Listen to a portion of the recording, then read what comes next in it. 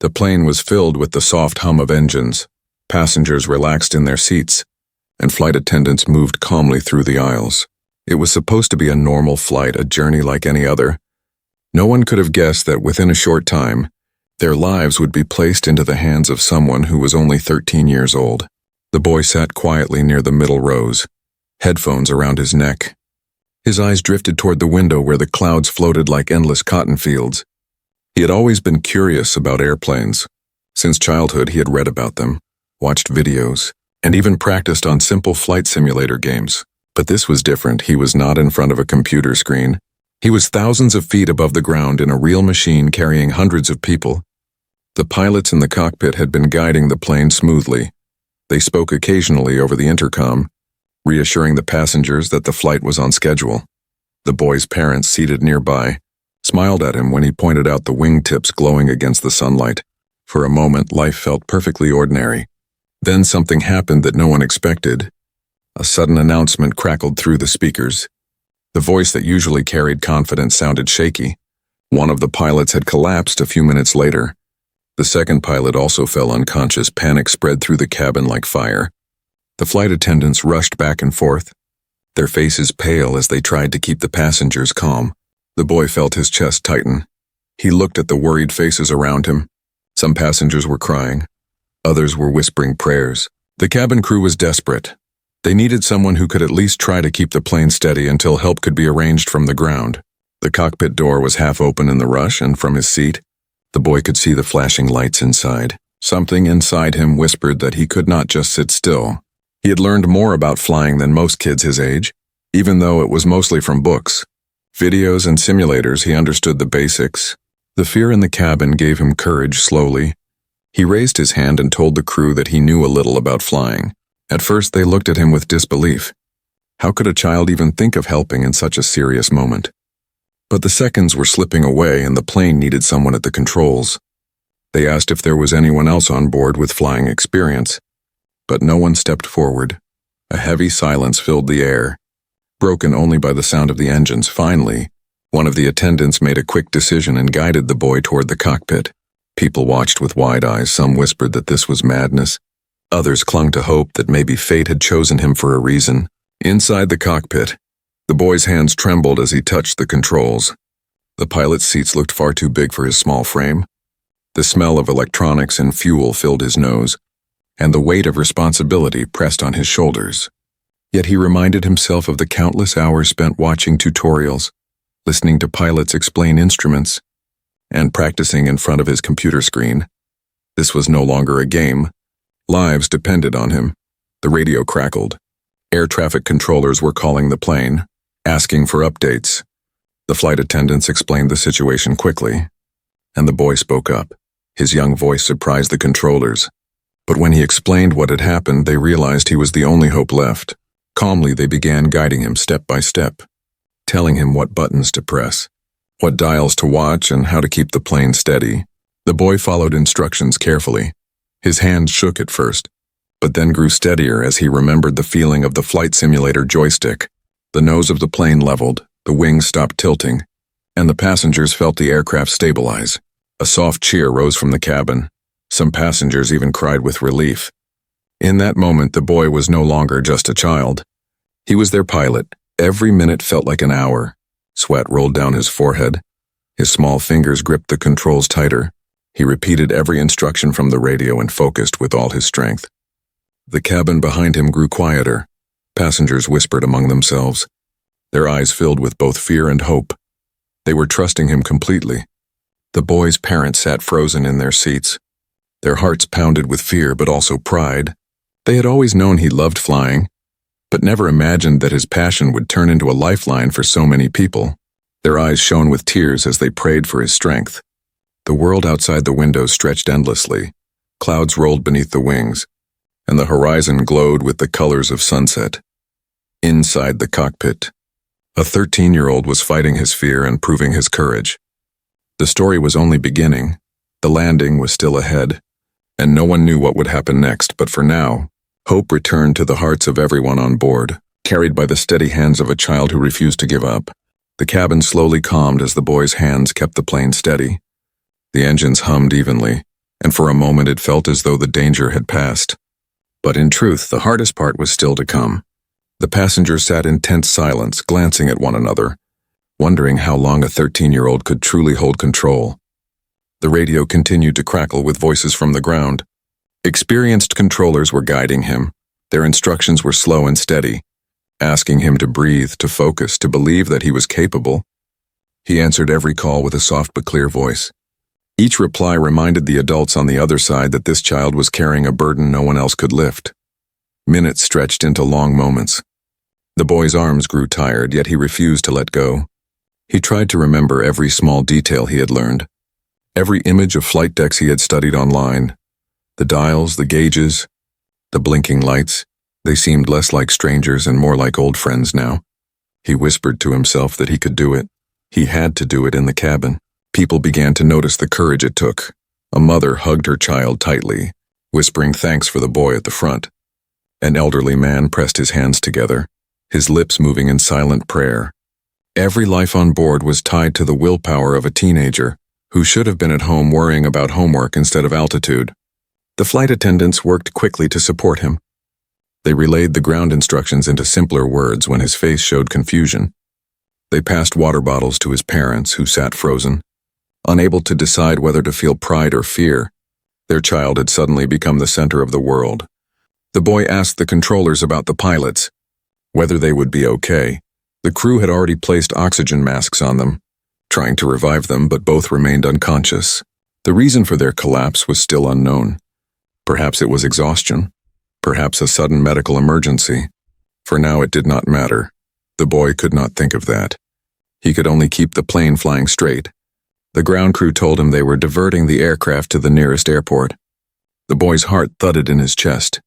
He knew that flying straight was one thing, but landing was entirely another.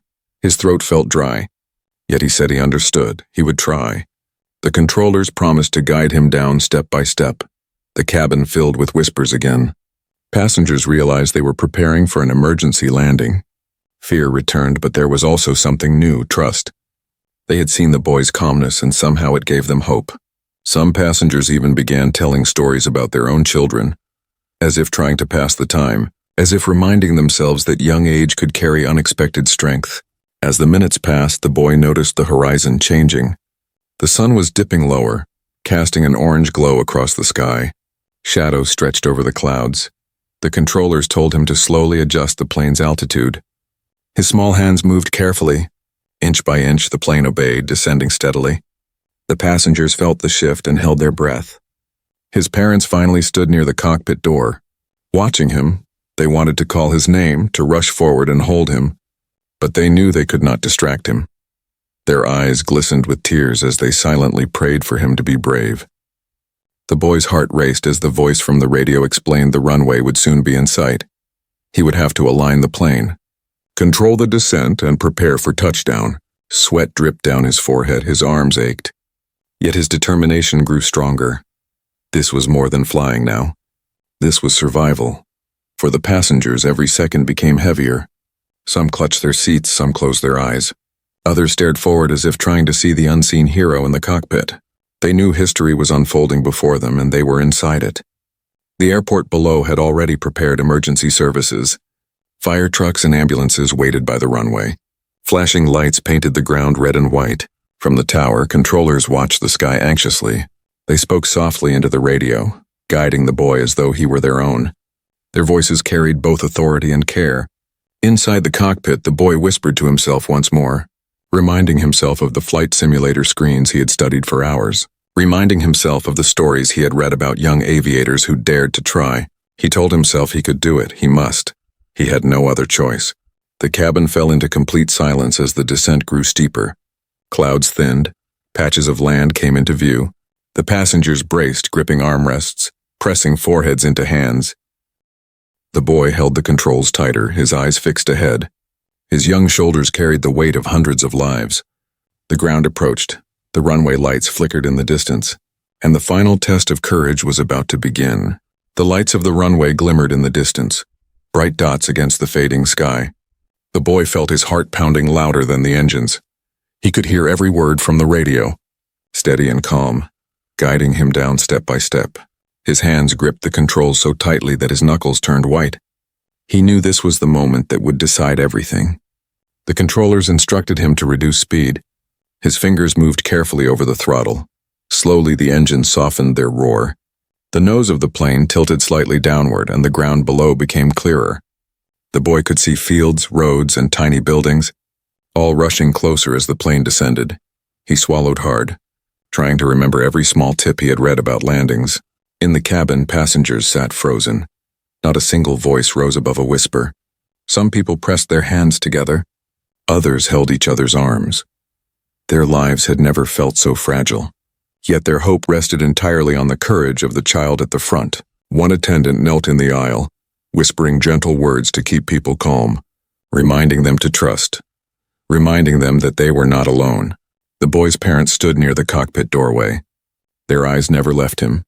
They could see the sweat dripping from his brow, the way his shoulders tensed as if carrying the weight of the world. They longed to comfort him, but they knew the only gift they could give was silence. Their quiet faith was their way of saying, "We believe in you." The runway lights grew larger, the ground clearer. The controllers told him to adjust the flaps. His small hands moved, following instructions. The plane slowed further, but turbulence shook the cabin suddenly. The aircraft rocked from side to side. Gasps filled the air as passengers clung to their seats. The boy gritted his teeth, fighting the fear rising in his chest. He tightened his grip and steadied the wings again. The radio voice reminded him to focus only on the lights, not on the shaking, not on the noise. "Trust the plane," the voice said. "It wants to fly straight. It wants to land." The boy nodded even though they could not see him. He whispered the words back to himself like a prayer. "It wants to land. It wants to land." The wheels were only moments from touching the ground. The boy lowered the nose carefully. His heart raced so fast he thought it might burst. The controllers guided his every move. "Ease back gently, keep her level." "Steady now." His hands trembled, but he obeyed. The plane floated above the runway for what felt like forever. Then with a loud screech, the wheels finally touched. The cabin erupted in cries and gasps. Some passengers sobbed, others shouted in relief. But the landing was not over. The plane bounced once, tilted dangerously, and for a terrifying second it seemed it might veer off course. The boy tightened his grip again, correcting with everything he had. The wheels slammed back down, rolling hard against the tarmac. Sparks flew from the friction. The boy pulled back on the throttle as instructed, slowing the engines. The aircraft roared down the runway, brakes screeching. The passengers were thrown forward against their seat belts. The boy pressed with all his might, keeping the nose straight. The runway lights rushed past like streaks of fire. Finally, after what seemed like an endless storm, the plane slowed, rolling into a crawl. Emergency vehicles sped alongside them, sirens blaring. When the plane came to a complete stop, silence filled the cabin for a heartbeat. Then cheers exploded. Passengers clapped, shouted, and cried. Flight attendants hugged each other. Strangers held hands as if they had known each other forever. And in the cockpit, a 13-year-old boy slumped back against the seat, his body trembling with exhaustion. His chest heaved with heavy breaths, but his eyes glowed with relief. His parents rushed forward at last, wrapping their arms around him. Tears ran freely down their faces. The crew praised him again and again, calling him brave, calling him a hero. The boy shook his head softly, whispering that he just did what had to be done. But in their eyes he had done far more than that. The emergency doors opened and passengers began to disembark. On the ground, reporters, medics, and officials were already waiting. Cameras flashed, voices shouted questions. Yet in that noise, the boy only wanted rest. He was still a child. After all, his body ached, his mind spun. He longed for the comfort of his bed, not the spotlight of fame. But destiny had other plans that night. After the passengers were safe and the pilots rushed to hospitals, the boy's name spread across news channels. Headlines spoke of the miracle landing, of the child who saved hundreds. He could not understand how his quiet passion for airplanes had turned into a global story. And as he sat in a small waiting room with his parents, tired and dazed, a message arrived. It was simple, mysterious, and unexpected, an invitation from someone unknown. The boy sat quietly in the waiting room, his small frame sinking into the oversized chair. His parents sat beside him. holding his hands as if they might lose him if they let go. Around them, the room buzzed with activity. Airline staff moved in and out. Medical workers carried equipment. Reporters shouted questions from behind the glass doors. But inside that little corner, it felt strangely quiet. His mind replayed every moment in the cockpit. The trembling controls, the flashing lights, the sound of his own voice trying to stay calm. It was hard to believe that only hours earlier he had been an ordinary passenger. Now he was being called a hero by strangers. The weight of that word pressed heavily on him. He didn't feel like a hero. He felt like a tired boy who had done what needed to be done. A staff member approached, holding out a folded paper. It was handed directly to his parents. But when they opened it, their eyes widened. It was not from the airline nor from reporters. The paper carried no logo, no signature. Only a few words written in neat handwriting. "We need to meet. You have shown something the world must not ignore." At the bottom was a time and location. With no name attached, his parents exchanged uncertain glances. The boy leaned closer, reading the words. His heart beat faster. He wondered who could have sent it. Why would anyone write to him in such a mysterious way? He had just saved a plane full of people. But why did it feel like someone had been waiting for him to prove himself? Outside cameras flashed as officials gave statements. The world was celebrating, but the boy's mind was elsewhere. The note burned in his thoughts. It was not just praise, it was a call, an invitation into something unknown. He could not explain why, but he felt it was meant only for him. His parents tried to calm him, telling him to ignore it. They believed it was just a prank or perhaps someone trying to take advantage of the moment. But the boy shook his head gently. Something inside told him the note was real. The words carried weight. They were not casual. They were written with purpose. The night grew late, and finally, after hours of questions, photographs, and endless noise, the family was allowed to leave the airport. As they stepped outside, the cool air brushed against their tired faces. Cars honked in the distance, flashing lights from reporters followed them. Yet the boy's eyes searched the shadows, wondering if someone was already waiting for him. At home, he could not sleep. Every time he closed his eyes, the note appeared in his mind. "We need to meet." It whispered again and again. His parents slept in the next room, exhausted, but he sat by the window. Staring at the dark sky, he thought of the plane, of the faces of passengers who had trusted him, of the moment the wheels had touched the ground, and now, someone somewhere had decided that was only the beginning. The next day came quickly. News crews crowded outside their house. Microphones and cameras ready. Neighbors whispered. Some called him a genius. Others called it a miracle. But the boy could not enjoy any of it. The paper was still hidden in his pocket, folded tightly. He felt it like a secret weight pressing against him. When the clock neared the time written on the note, he made a decision. He told his parents that he wanted to see who had sent it. At first they refused, reminding him he was only 13, reminding him that the world was not always kind. But his determination showed in his eyes. He was no longer the same boy who boarded the plane yesterday. He had faced fear, and now he wanted answers. Reluctantly, his parents agreed. They decided they would go together.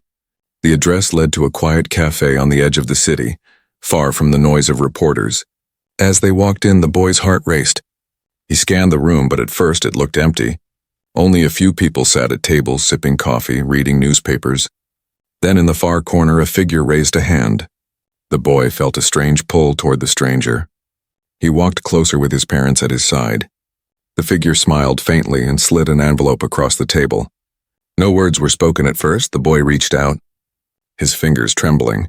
He opened it slowly, and inside was a single line, "You have a gift, and the world will need it sooner than you think." His breath caught. His parents exchanged worried glances. The stranger finally spoke, voice calm and deliberate. "The flight was not an accident. It was a test you passed." The boy froze, his mind spinning. His parents gripped his shoulders protectively, but he could not look away. In that moment, he realized his life had just shifted again. The landing had not been the end of his story. It was only the doorway to something much larger, something unknown. The boy stared at the stranger across the cafe table. His hands still held the envelope, the words inside echoing louder than the noise of the city outside. "You have a gift, and the world will need it sooner than you think." He could hardly breathe. The plane, the landing, the fear, all of it rushed back, but now it felt different. as if it had all been leading here. His parents sat stiff beside him. Their eyes were sharp with suspicion. The father leaned forward, his voice firm, asking who the stranger was and what he wanted with their son. The stranger did not flinch. He simply folded his hands and said, "You already know he is not ordinary. Last night proved it." The boy lowered his eyes. He did not want to feel special. He had been terrified in that cockpit. He had only done what anyone should do, yet he could not deny the truth. Somehow he had been able to stay calm, to listen, to focus, to do something most adults could not. That thought alone unsettled him. The stranger continued. "It was no accident that he was on that flight. We knew the pilots would collapse. It was arranged. We needed to see what he would do." His words fell like stones into water, ripples spreading through the boy's mind. He glanced at his parents, their faces pale with disbelief. His mother whispered that it was madness, but the boy felt something else, a strange shiver deep inside, as if some part of him had always known this moment was waiting. The stranger leaned closer, his voice dropped lower. "There are others like him, children who think differently, who react when fear would freeze everyone else. We have been watching, waiting. The invitation was not by chance. It was for him alone." He slid another envelope across the table, this one thicker, sealed with a strange mark. The boy's parents shook their heads, refusing to let him take it. They wanted to end the meeting, to walk away and forget the entire thing. But the boy's hand trembled forward anyway. Curiosity stronger than fear, he opened the seal. Inside were photographs, images of other children, boys and girls from different parts of the world. Each one looked ordinary, yet there was something in their eyes. A spark of determination, a hidden strength. His breath quickened. The stranger explained that these children had all faced impossible situations. Each had survived where others would not. Each had been tested in silence. And now they were being gathered, prepared for something larger. The boy felt his chest tighten. Was he one of them now? Was his life no longer his own? His parents spoke firmly, insisting that he was just a child, that he needed to live a normal life, go back to school, be safe. But the stranger shook his head. Safety is an illusion. The world is changing, and it will soon ask for more than normal lives. He has already proven he is ready. The boy sat torn. His heart longed for simplicity, for mornings with cereal, afternoons with friends, evenings with books, but deep down, he knew something had shifted. He could not erase the feeling of the controls in his hands, the weight of hundreds of lives resting on his choices. That moment had carved a mark into him, one that would never fade.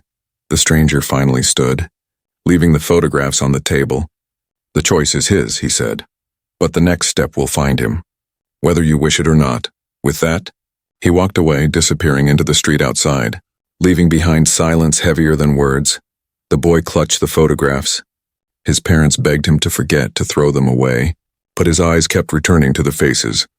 He wondered if they too had sat in quiet rooms with questions bigger than themselves. He wondered if they had felt the same pull, the same whisper that told him he was part of something hidden. That night, as he lay in bed, sleep would not come. His mind burned with questions. Was the flight truly a test? Were the pilots' lives put at risk just to measure him? Who were the children in the photographs? And most of all, why him through the window? The moonlight spilled into his room. He turned the envelope in his hands again and again. The words from the stranger echoed, "The next step will find you." He shivered, knowing deep down that he could not run from it. His life had already been rewritten. The landing was not the end. It was only the beginning of a path that stretched far into the unknown. The boy woke the next morning to a world that felt both familiar and foreign. Outside, the street was alive with reporters, neighbors and strangers. They shouted his name, called him a hero, asked questions he had no answers for. But inside his heart, it was not the noise outside that unsettled him. It was the silence of the stranger's words still echoing. "The next step will find you." His parents tried to protect him. They pulled the curtains shut. They turned away visitors. They told him to focus on rest, to pretend the invitation never came. But the boy could not. The photographs of the other children lay hidden beneath his pillow, and each time he glanced at them, he felt a connection he could not explain. It was as though their eyes looked back at him, asking him to join them. Days passed slowly at school. His classmates stared in awe, whispering his name in hallways. Teachers praised his bravery, yet their words made him shrink deeper inside. He did not want applause. He wanted to understand, why had he been chosen? Why was that flight a test? Why did his life feel like it no longer belonged to him? One evening, as rain tapped against the window, the next step came. A quiet knock echoed at the front door. His father opened it, finding a small package on the doorstep with no name. No return address, just a plain box sealed with black tape. They brought it inside carefully, fear flashing in their eyes. The boy's hands trembled as he opened it. Inside was a device on a small tablet already glowing with light. On the screen were only 4 words. "Your training begins now." His parents wanted to throw it away. They argued, voices sharp with worry, saying it was dangerous, saying someone was trying to control him. But the boy felt drawn to it. He touched the screen, and instantly a video began. A voice, calm and steady, filled the room. "You are not alone. Others like you are waiting. You have been tested, and you proved your courage. The world will need you. And this is where your path begins." The screen flickered, showing faces. The same children from the photographs appeared one by one. Some looked younger than him, some older, but all had the same steady fire in their eyes. Then the voice returned. "In 1 week, you will meet the others. A car will arrive. Be ready," the boy's parents gasped. Their fear turned into anger. They shouted at the screen, demanding to know who was behind this. But the device offered no answers, only a countdown timer ticking down from 7 days. The boy stared at it in silence. His heart pounded not with fear, but with a strange mix of anticipation and dread. That night he lay awake. His parents argued in the next room, debating what to do. Some part of him wanted to forget, to run, to live a simple life again. But another part whispered that this was bigger than fear. The same voice that had told him to step into the cockpit whispered again, urging him forward, reminding him that courage was not chosen, it was demanded. The days leading up to the countdown felt endless. The boy carried the tablet everywhere, watching as the timer fell lower. His parents tried to distract him, but he could not stop thinking of the moment when the door would open again. At school, he began to notice odd things. A black car parked near the gates. A stranger at the corner cafe staring too long. It felt as if invisible eyes were already watching. On the final night, the boy sat by the window, staring at the timer as it reached its last hour. The air outside was still. The world seemed to be holding its breath. His parents sat with him. Torn between fear and pride, they begged him to say no, to refuse when the car came. But deep in his heart, he knew refusal would not change anything. The next step was already here. Midnight came and the timer hit 0. A faint chime echoed from the device, and outside, headlights cut through the darkness. A sleek black car stopped in front of the house. The engine purred softly. The boy's pulse quickened. His parents gripped his shoulders tightly, whispering his name, begging him to stay, but he stood. His legs shook, yet his eyes were steady. He picked up the photographs, slid them into his pocket, and opened the door. The night air brushed against his face. The car door opened silently, and a figure inside motioned for him to enter.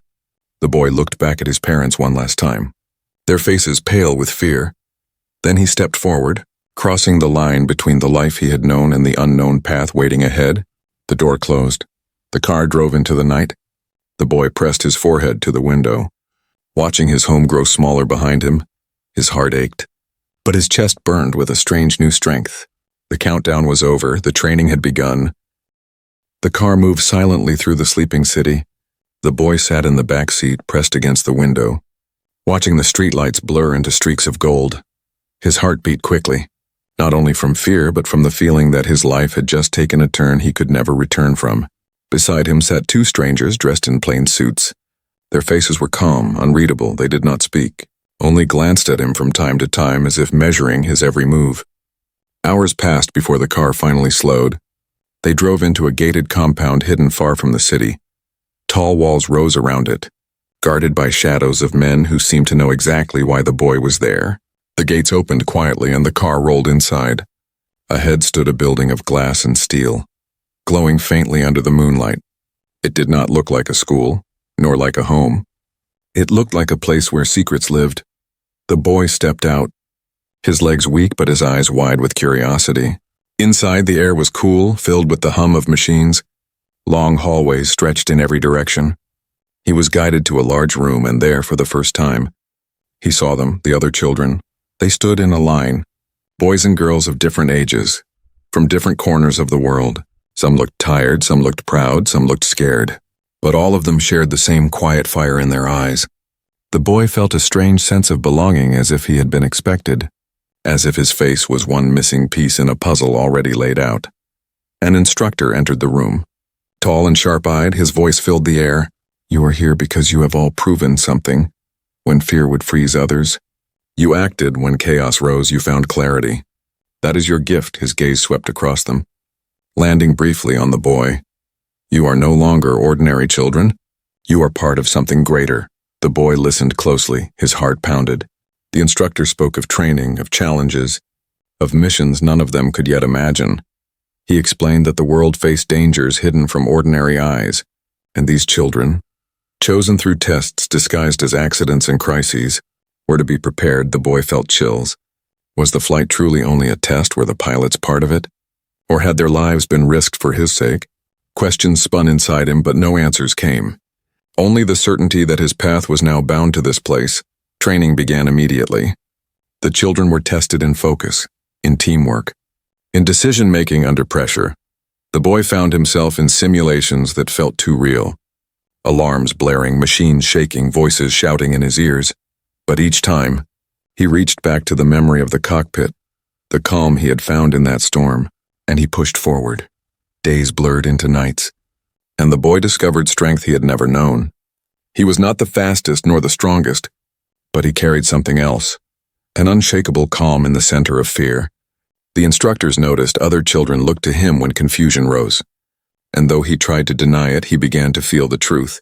He was becoming a leader, yet in quiet moments he still longed for home, for his parents' voices, for the safety of an ordinary life. Sometimes at night, he stared at the moon through the glass ceiling and whispered to himself, asking if he had chosen the right path, but deep down, he knew there had never been a choice. The moment he landed that plane, his life had already changed. One evening, after weeks of training, the instructor gathered them all. His eyes were steady, his tone serious. "The time for practice is ending. Soon you will face your first real mission.